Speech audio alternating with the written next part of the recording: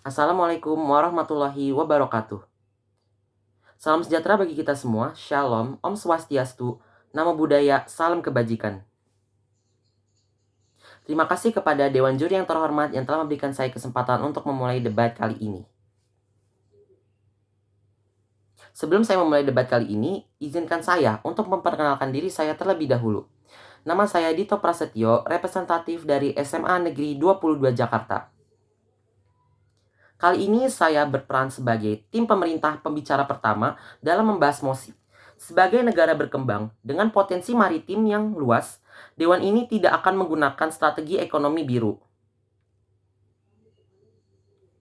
Sebelum saya memulai perdebatan dan argumen saya lebih lanjut, saya akan menyampaikan beberapa poin-poin penting terkait dengan mosi ini.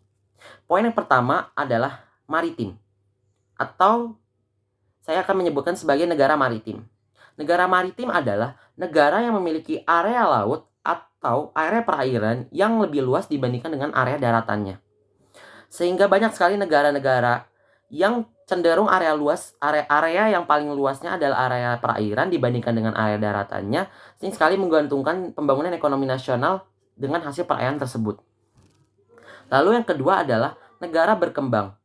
Negara berkembang adalah negara yang memiliki tingkat kesejahteraan atau kualitas hidup yang masih dalam taraf sedang atau masih dalam tahap perkembangan.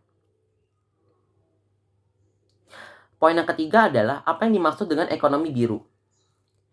Ekonomi biru adalah strategi pembangunan ekonomi nasional yang mengandalkan sumber daya kelautan atau potensi maritim yang dimiliki oleh suatu negara. Mengapa mosi ini sangat penting untuk kita bahas? Karena seperti yang kita tahu, negara kita sendiri atau negara Indonesia adalah negara maritim. Yaitu negara yang memiliki area laut atau area perairan yang lebih luas dibandingkan dengan area daratannya. Sehingga pembangunan ekonomi nasional di Indonesia sangat bergantung sekali terhadap hasil perairan.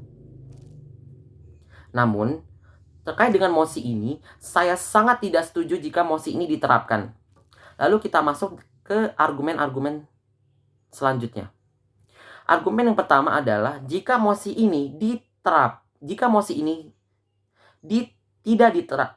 tidak diterapkan alias mosi ini tetap berlanjut, maka akan terjadi kerusakan spesies dan biota laut. Kerusakan spesies dan biota laut ini disebabkan oleh dua hal. Yang pertama adalah kontaminasi perairan dan aktivitas perairan yang dilakukan oleh manusia. Ini terkait dengan kesejahteraan dari masyarakat itu sendiri. Yang pertama adalah kontaminasi perairan oleh manusia. Seperti yang kita tahu, banyak sekali limbah-limbah seperti limbah pabrik, limbah rumah tangga, dan lain-lain sering sekali dibuang ke perairan yang sangat potensial hasil perairannya. Jadi, jika limbah tersebut masuk ke dalam perairan yang potensial tersebut, maka hasil-hasil yang ada di dalamnya, hasil-hasil perairan yang ada dalam perairan yang potensial tersebut akan menjadi terkontaminasi dan tidak bisa digunakan kembali dan tidak bisa kita ambil sebagai hasil perairan yang bagus. Lalu yang kedua adalah aktivitas manusia yang membuat laut menjadi rusak. Kita ambil contoh sebagai nelayan yang menangkap ikan di laut. Terkadang nelayan-nelayan tersebut menggunakan cara-cara yang ilegal dan tidak dibenarkan oleh undang-undang untuk menangkap ikan. Yaitu dengan misalnya pemboman ikan, menggunakan pukat harimau, dan lain sebagainya. Penggunaan barang-barang tersebut atau dengan cara-cara tersebut hanya akan menyebabkan kepunahan spesies ikan dan kerusakan terumbu karang. Kepunahan spesies ikan ini sangat fatal sekali akibatnya, karena kepunahan spesies ikan ini menjadikan spesies ikan tersebut menjadi langka dan punah. Lalu terkait dengan kerusakan terumbu karang. Terumbu karang adalah tempat tinggal ikan-ikan yang ada di lautan. Sehingga kalau misalnya terumbu karang tersebut menjadi rusak karena aktivitas manusia dalam penangkapan ikan yang dengan cara yang ilegal, maka terumbu karang tersebut akan menjadi rusak dan berujung pada ikan-ikan tersebut tidak bisa hidup. sehingga berujung kepada kelangkaan dan kepunahan suatu spesies ikan. Lalu argumen yang kedua adalah modernisasi perikanan yang berujung kepada hal-hal yang negatif seperti overfishing.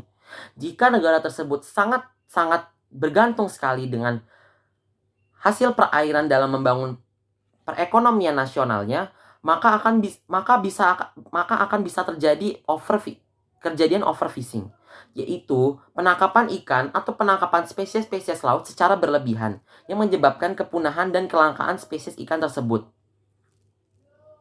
Lalu yang ketiga adalah keterbatasan sumber daya manusia, modal, dan akses. Seperti yang sudah saya sebutkan, negara berkembang adalah negara yang memiliki tingkat kesejahteraan atau kualitas hidup yang masih dalam taraf sedang atau tahap pembangunan. Jadi, keterbatasan sumber daya manusia ini terkait dengan negara berkembang, di mana sumber daya manusia tidak dilatih untuk menangkap hasil perairan dan memanfaatkan secara baik, ditambah dengan modal yang sedikit, ditambah modal yang tidak ada, dan akses yang sangat sulit, sehingga membuat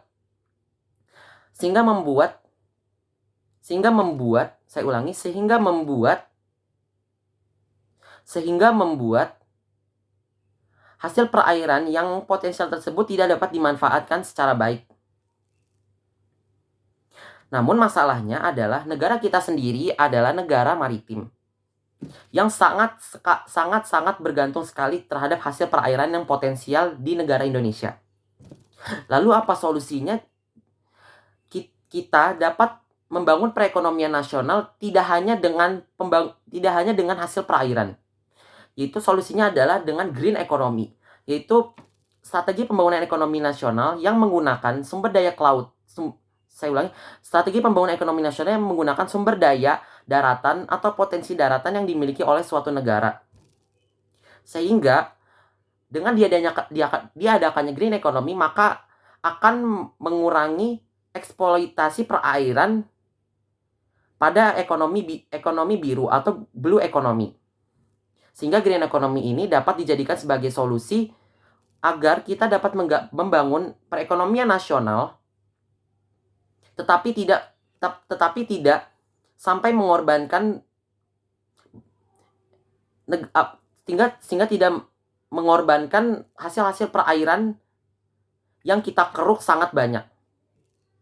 Jadi saya tegaskan kembali bahwa saya sangat tidak setuju saya sangat setuju dengan mosi ini saya ulangi, saya sangat setuju dengan mosi ini jika diterapkan. Karena mosi ini ditinjau dari beberapa argumen saya dan